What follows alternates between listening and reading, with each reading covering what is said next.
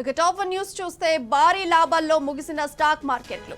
అలాగే కేంద్రం భారీ ఒకటేసారి వరుస నష్టాల తర్వాత లాభాల్లో పడింది స్టాక్ మార్కెట్లు. ఇక లాభాల్లో ముగిసిన ఈ స్టాక్ మార్కెట్లు అట్లాగే అంతర్జాతీయ మార్కెట్ల నుంచి సానుకూల సంకేతాలు. రిలయన్స్ ఇండస్ట్రీస్ బ్యాంకింగ్ షేర్లలో కొనుగోళ్ల మద్దతుతో సూచీలు రాణించాయి. ఇక గత సెషన్లో వరుసగా నష్టాల్లో ముగిసిన స్టాక్ మార్కెట్లు ఇవాళ లాభాల బాట పట్టాయి. 80,218 వద్ద 1006 పాయింట్ల లాభాల్లో సెన్సెక్స్ ఎండ్ అవ్వగా 289 పాయింట్ల లాభాల్లో 24,328 వద్ద నిఫ్టీ క్లోజ్ అయ్యింది. ప్రారంభం నుంచే మార్కెట్లు లాభాల్లో కొనసాగాయి. Reliance, Sun Pharma, SBI, Tata Steel, L and T షేర్లు లాభాలు పొందాయి.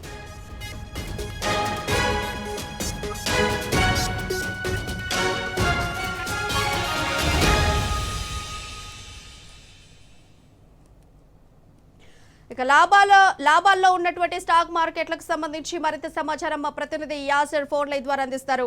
అయితే యాసర్ చెప్పండి, వరుస నష్టాల తర్వాతగా ఒక్కసారిగా స్టాక్ మార్కెట్లు లాభపడ్డాయి, దీని గురించి డీటెయిల్స్ ఏంటి?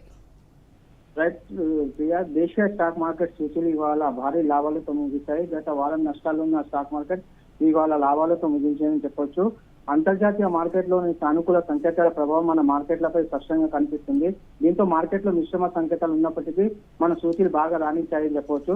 మార్కెట్ ప్రారంభంలోనే సెన్సెక్స్ 130 పాయింట్ల లాభంతో ప్రారంభం కాగా నిఫ్టీ 24,100 పైన ట్రేడింగ్ తో మొదలు పెట్టింది.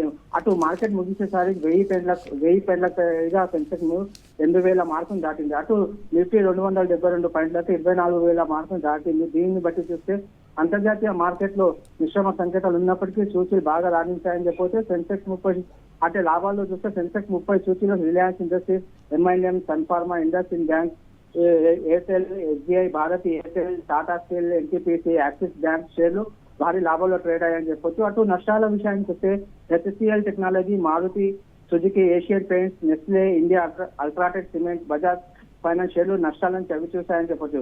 మరోవైపు టారిఫ్ల విషయంలో అమెరికా, చైనాల మధ్య త్వరలోని వాణిజ్య ఒప్పందం కుదుర్చుకున్న సంకేతాలు కూడా అంతర్జాతీయ మార్కెట్లతో పాటు మన మార్కెట్లను రాణించడానికి కారణమని అటు విశ్లేషకులు భావిస్తున్నట్లు మనం చెప్పొచ్చు.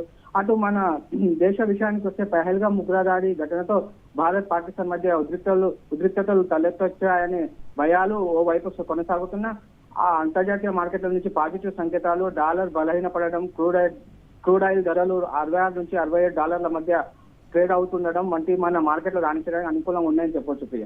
అండ్ అయితే యాసర్ ఇప్పుడు చూసుకుంటే స్టాక్ మార్కెట్లు ఇట్లనే లాభాల్లో కంటిన్యూ అవకాశం ఉందా? మళ్ళీ ఫ్యూచర్ లో నష్టాలకు వెళ్లే అవకాశమే ఎక్కువగా కనిపిస్తుంది అనుకోవచ్చు. అంటే ప్రస్తుత భారత పరిస్థితుల్లో ఉగ్రదాడి నేపథ్యంలో పహల్గామ్ ఉగ్రదాడి ఘటనతో భారత్, పాక్ మధ్య ఉద్రిక్తతలు తలెత్తుతున్నాయి. దీంతో మదుపరులు ఆచితూచిగా వ్యవహరిస్తున్నారు. దీన్ని బట్టి చూస్తే ఇవాళ లాభాల వాటిన సెన్సెక్స్ మరి రేపు గిట్ట లాభాల్లో ఉండొచ్చని విశ్లేషకులు భావిస్తున్నారు.